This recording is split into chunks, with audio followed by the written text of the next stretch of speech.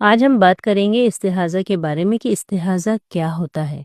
देखिए, इस्तिहाज़ा यानी bleeding other than periods, यानी हैज़ के अलावा औरत को जो ब्लड आता है उसको इस्तिहाज़ा कहते हैं।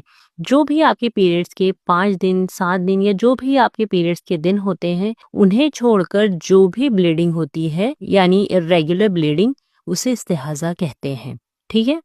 अब देखिए, किसी किसी को 3 दिन हैज़ आता है फिर स्टॉप हो जाता है, फिर किसी को 3 दिन बाद वापस ब्लीडिंग होती है फिर स्टॉप हो जाती है, फिर 3-4 दिन बाद दोबारा ब्लीडिंग होती है फिर स्टॉप, और ऐसा 15 से 20 दिन तक चलता रहता है। तो क्या औरत 15 से 20 दिन तक नमाज़ी नहीं पढ़ेगी? फिर ऐसे में औरत के लिए क्या हुक्म होगा?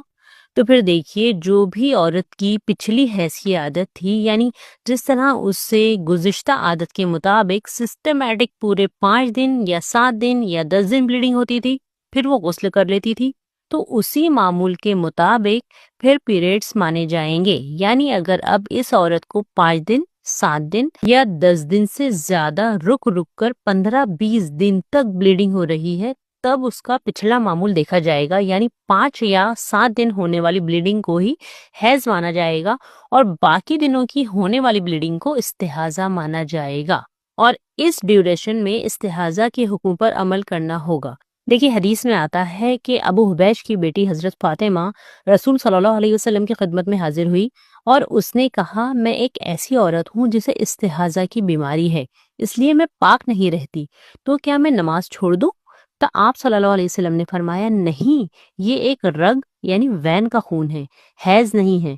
तो जब तुझे हैज़ आए तो नमाज छोड़ दे, और जब ये दिन गुजर जाए तो अपने बदन और कपड़े से खून को धो डाल, फिर नमाज पढ़। और फिर नबी सल्लल्लाहु अलैहि वसल्लम ने ये भी फरमाया कि फिर हर नमाज के लिए वजू कर, यहाँ तक कि वही हैज़ का वक्त फिर आ जाए। यानी देखिए, जिन्हें हैज़ के दिनों के अलावा भी ब्लीडिंग होती रहती है, वो हैज़ के 5 दिन, 7 दिन या 10 दिन या जो भी उसे उसकी पिछली डेट याद हो, उतने दिन बाद वो गुस्ल कर ले और मामूल के मुताबिक नमाज रोज़ा शुरू कर दे, क्योंकि हैज़ के दिनों के अलावा होने वाली ब्लीडिंग इस्तिहाज़ा यानी इर्रेगुलर ब्लीडिंग होती है, और इस्तिहाज़ा के आने वाले खून का हुक्म हैज़ के खून से अलग होता है।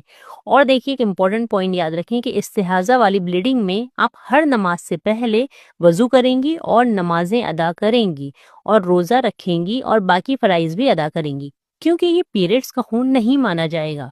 जिस औरत को इस्तिहाज़ा से पहले अपने पीरियड्स की डेट या दिन मालूम हो, उसे हर महीने कब से पीरियड्स शुरू होते हैं और कब तक रहते हैं, तो ऐसी औरत को अपनी पिछली आदत